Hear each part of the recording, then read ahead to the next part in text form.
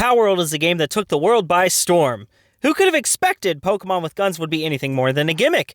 But here we are, with the Pokemon Company trying to shut the whole thing down because Palworld has struck gold! Anyway, I'm gonna play it. I started by naming my world. Since it's a crafting game, we'll obviously be doing a lot of mining, and I wanted the name to reflect as such. Then we moved on to the character creation, and oh my, I'm kawaii AF. But I am man! I use masculinity, and my character must reflect that! With that in mind, I proudly selected Barter Style 2, and... oh. What are you gonna do? The classic story of waking up washed onto a beach with no memory of what happened. The towers are the key, huh?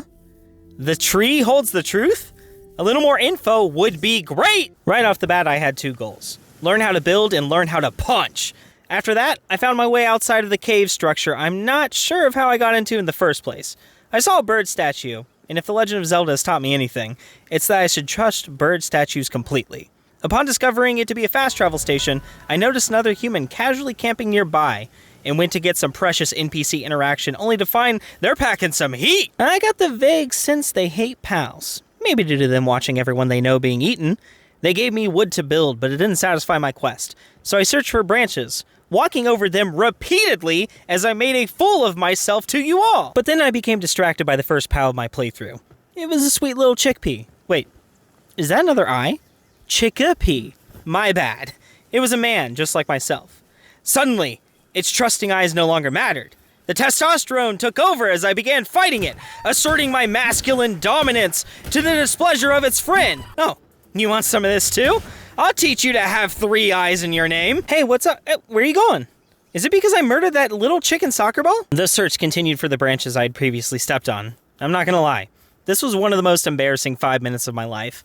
And I was one of those preteens that did the Naruto run during recess. I also seemed to forget how to read a complete sentence because I could have just punched a tree if I wanted the quest completed so badly. Anyway, I eventually came across a rogue branch and made my way to the starting area where I chased a cat and finally noticed the branches that had been there the whole time.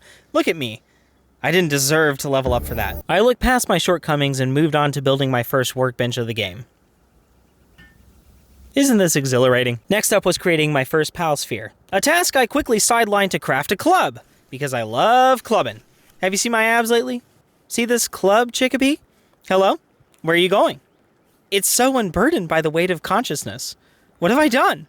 I killed its kind for simply existing.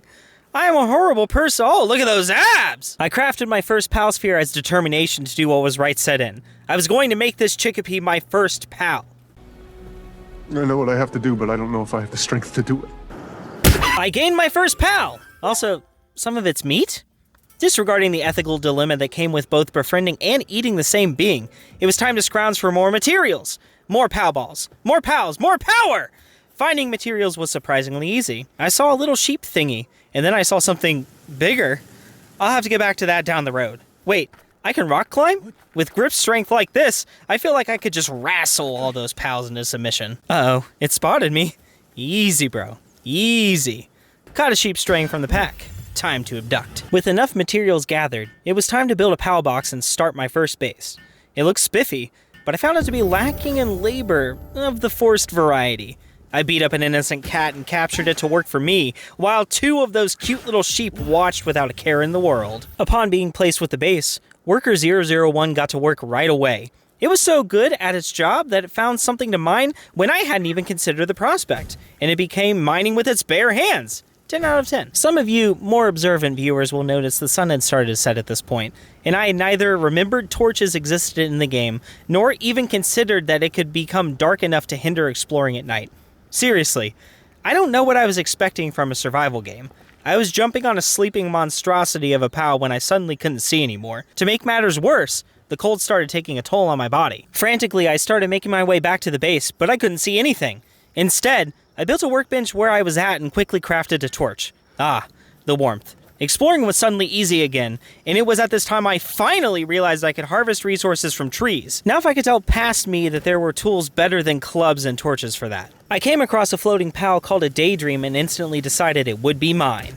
I thwacked at it with my torch, catching it on fire. Then I sent out my little chicken to get his beak wet with the blood of his enemies. This pal was giving me a run for my money, although part of that was because I wasn't even trying to dodge its attacks. Nevertheless, I proudly threw my pal ball at it when the health became low and it went right through it. Oh no! That was my only one! I left to find my workbench, but it was nowhere in sight. I frantically built my second workbench in the middle of nowhere and crafted another pal ball, then ran back to the nearly defeated Daydream. Okay, not gonna mess this up this time. Wait, why didn't it throw the pal ball? I forgot to grab the pal ball from the workbench! I ran back to the workbench, thankfully finding it without an issue this time, picked up the pal ball, and chucked it at the Daydream. It struggled briefly, but resistance was futile. Another pal added to the party. The sun began to rise as I slowly ventured back to my base. I took my time getting back because I wanted to harvest a few more resources.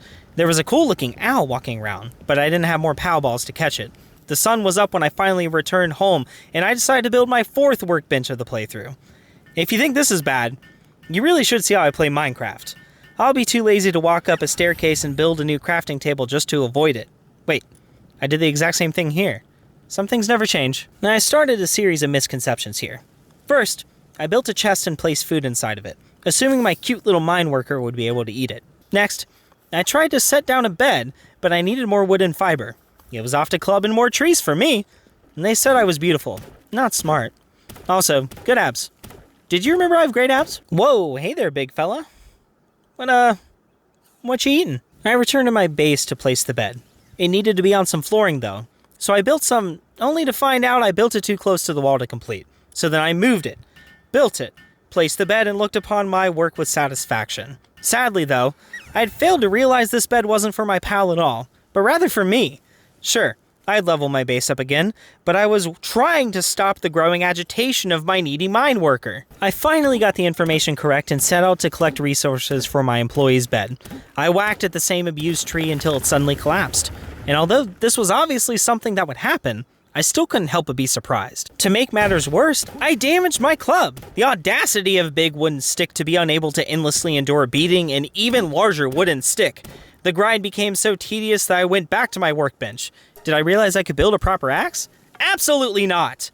I made another club and got back to the tree-abusing action. With the resources gathered, I finally set to build the feed box I finally realized was needed. My miner was excited too. They were so happy to see me do the bare minimum. I ran out of resources to build the bed they wanted, but there was no time for that. Next up came the task of capturing more of those little sheep, which I guess they actually called lamb balls. The first one came easy, but with the second one I apparently didn't know my own strength. The lifeless body of that poor creature really did put the ball in lamb ball. The third one was another failure, but I finally hit my stride with attempt number 4. 5 and 6 went smoothly, and with that quest complete, I returned to my base. Despite my lack of common sense on nearly everything, I still found myself satisfied with my progress. I ended the session at level 5 with the base level of 3. I also built that little straw bed my pal so desperately desired. With a hard day's work complete, I went outside to gaze at what lay ahead. A mysterious tower loomed in the distance, and if anyone was going to conquer it, I figure it might as well be the beautiful and immensely jacked Bontacoon. But that's a story for another time. Thank you for watching. 1 like equals 1 pal saved from the wrath of my club. Please subscribe as well, ring the bell, and maybe share it with your friends. I have another video here for you to watch. I really hope you like it.